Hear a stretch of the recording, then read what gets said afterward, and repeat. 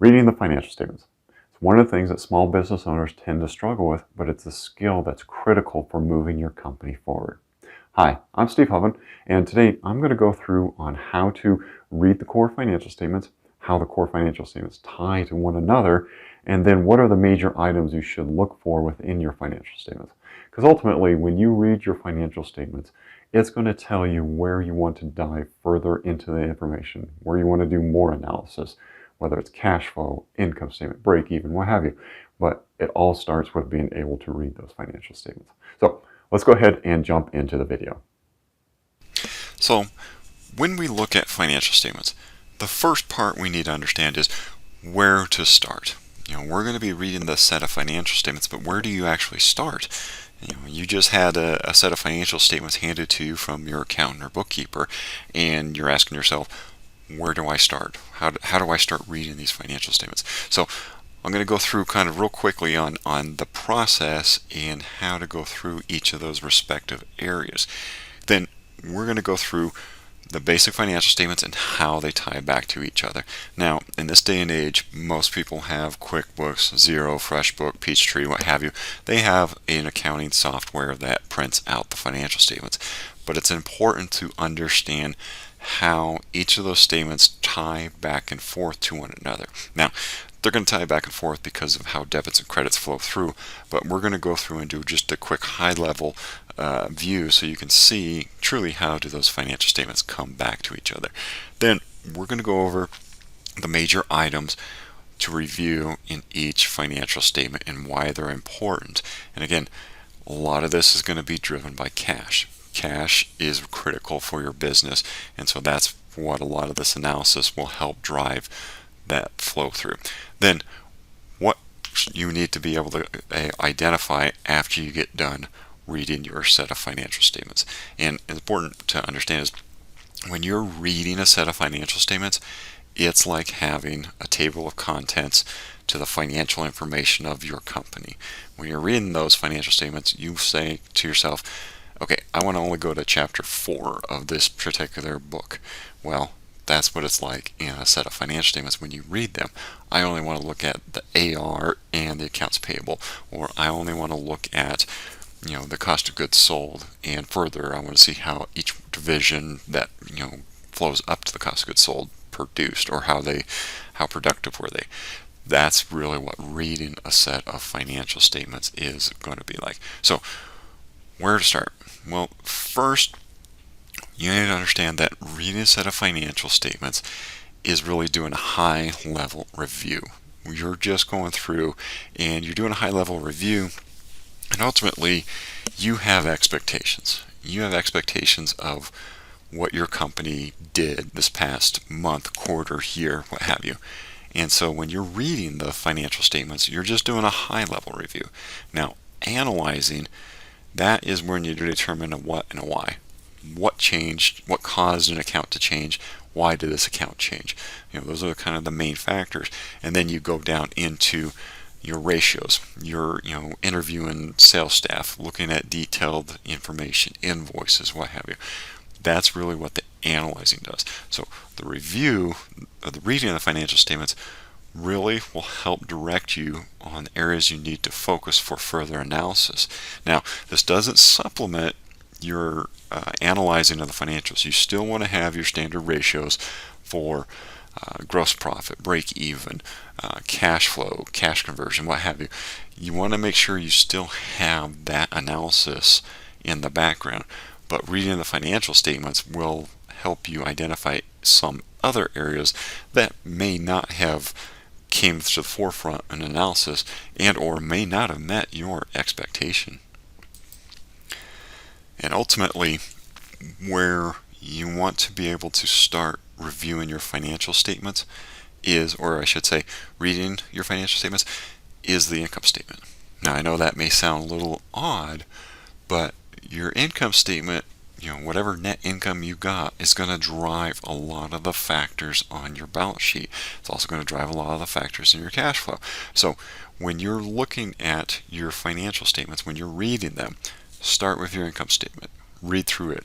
Is the net income? What is the net income? What is the revenue? What is the gross margin? get an idea, because when you start reading the other statements, you're going to want to have that in the background as you start analyzing those financials.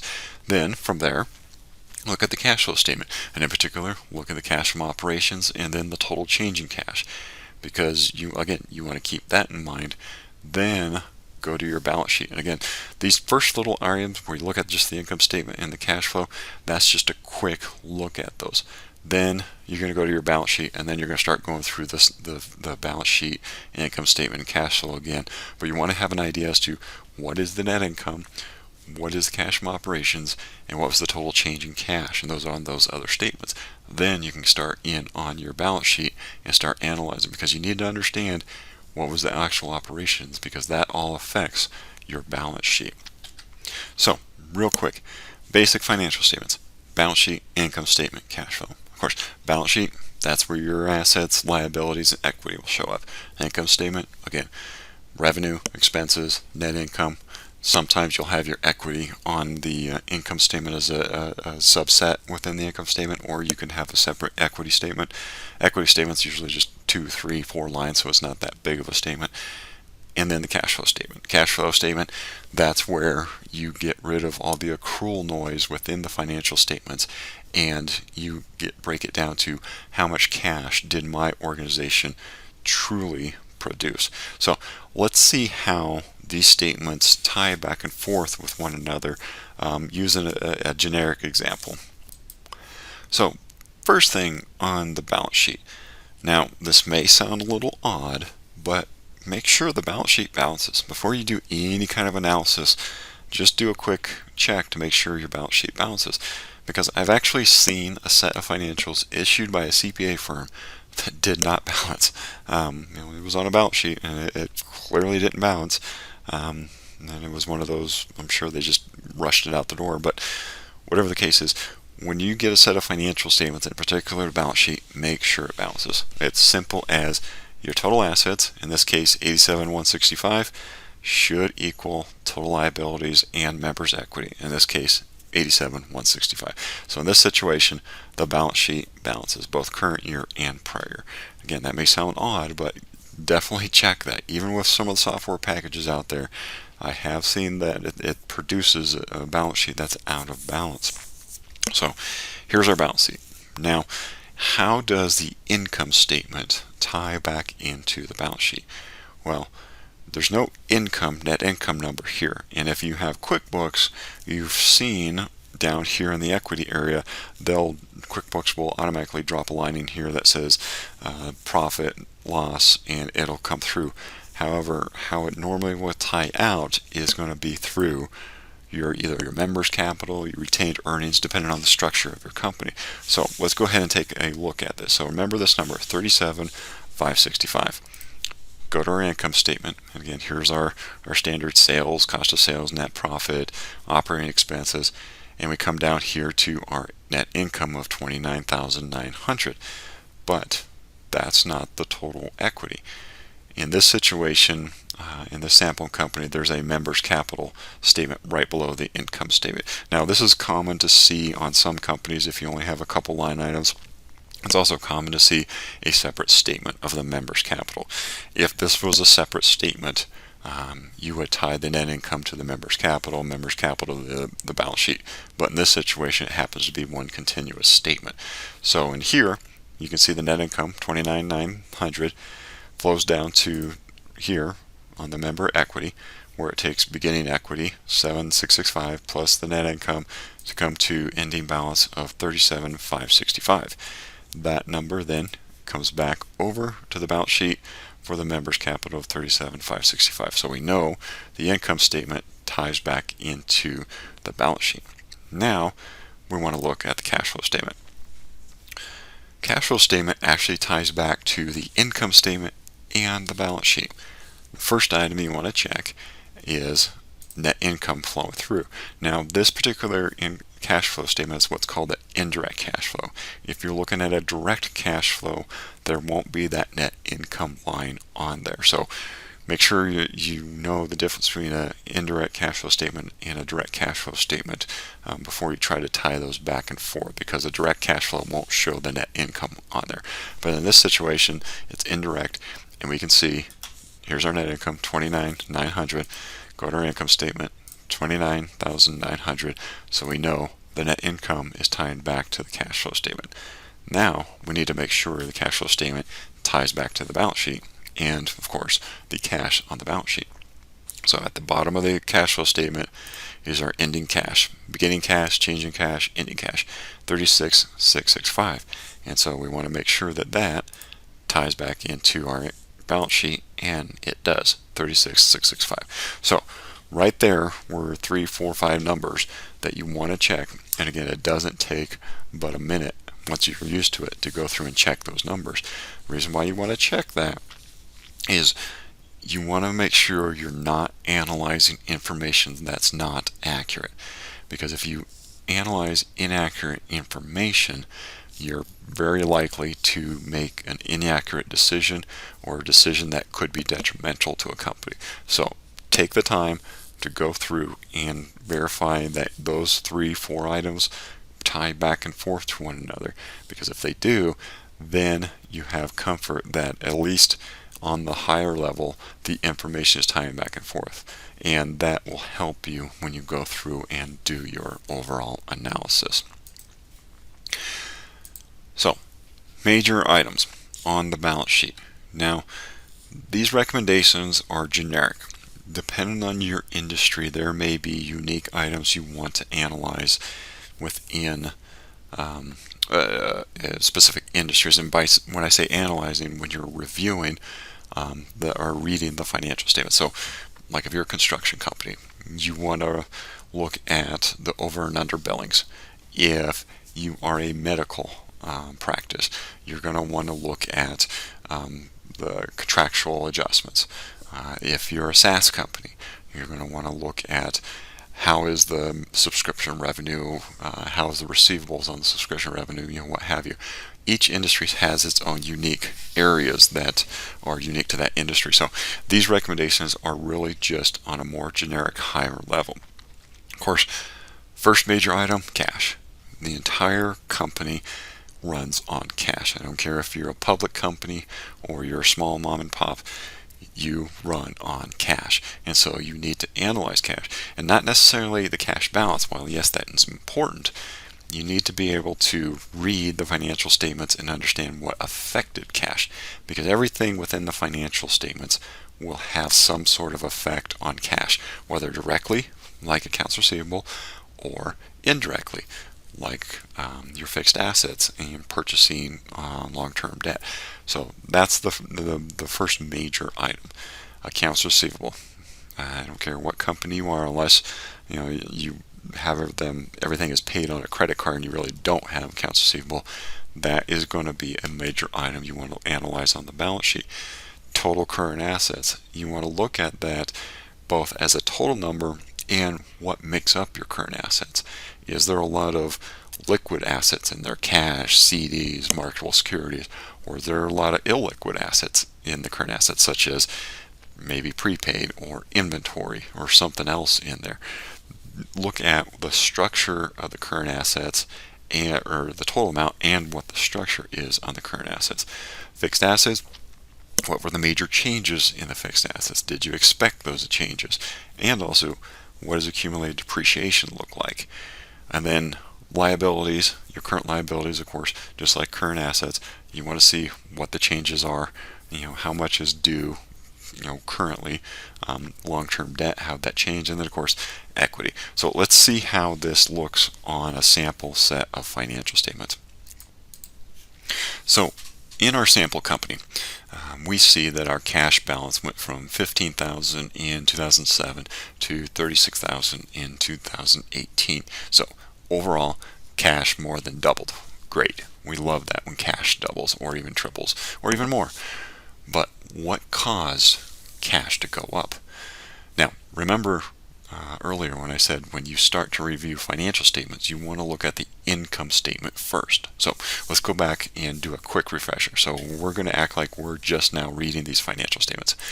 And so we're going to look at the income statement. And again, what did we say? We want to look at net income.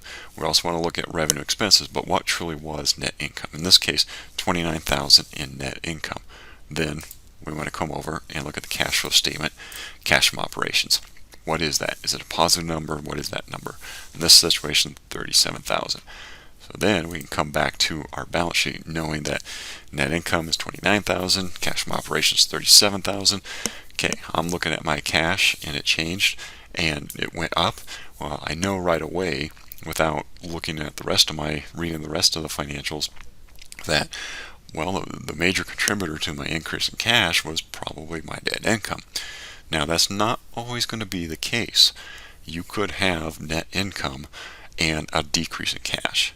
And there's other factors to consider in this. And that's why we're going over kind of the major items. But in this situation, we know in the net income went up 29,000, cash from operations 36,000. That's a big contributor to increase in our cash balance. Now look at our accounts receivable. Our accounts receivable balance went up. Now, as you read that, were you expecting that?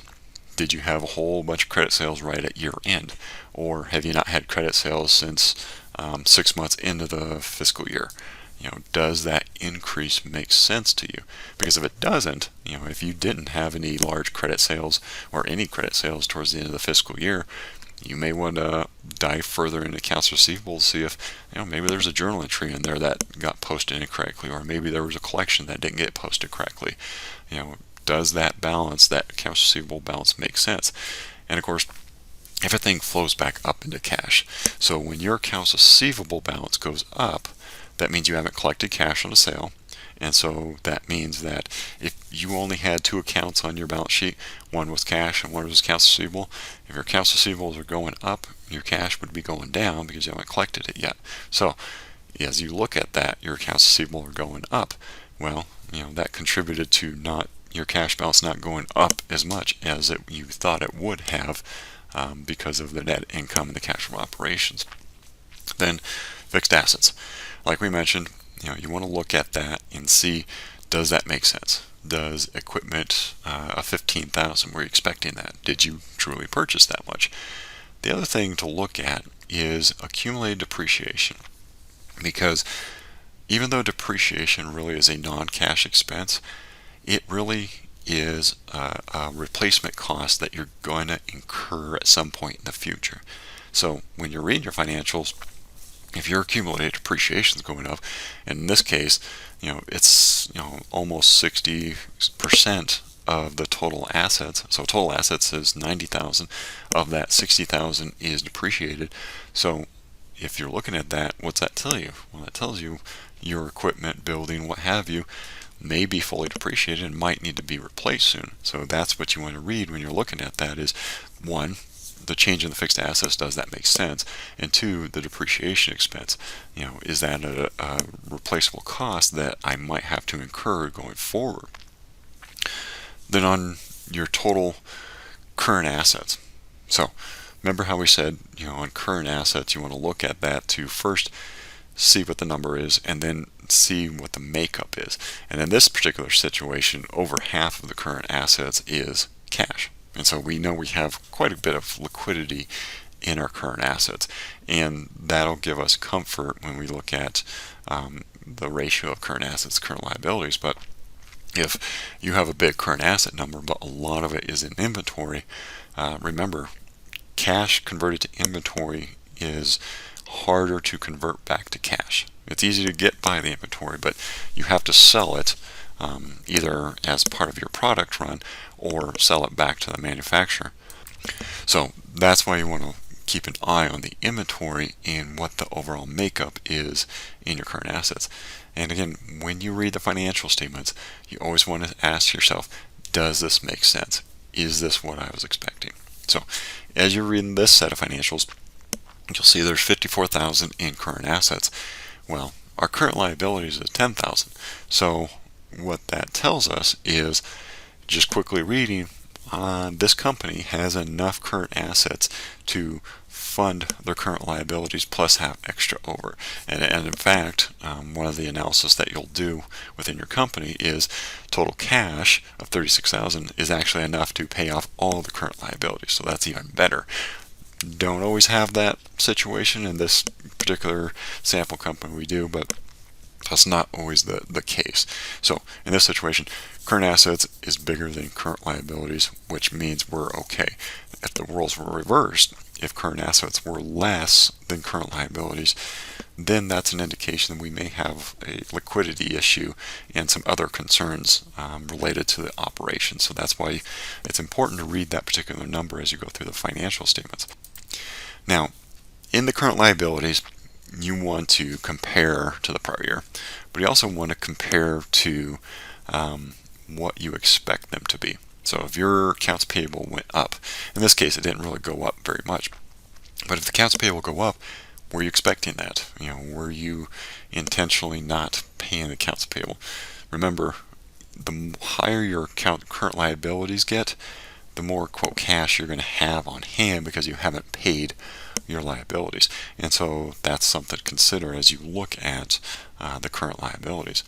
Long-term debt, in this situation, this particular sample, it's all lumped into one line item, but you really want to look at your long-term debt and say, okay, I expect my long-term debt to go down because we've been making payments on the notes, or conversely, maybe you've took out a note to buy some additional fixed assets or to buy a competitor. You're going to buy their business, but does that long-term debt make sense to you?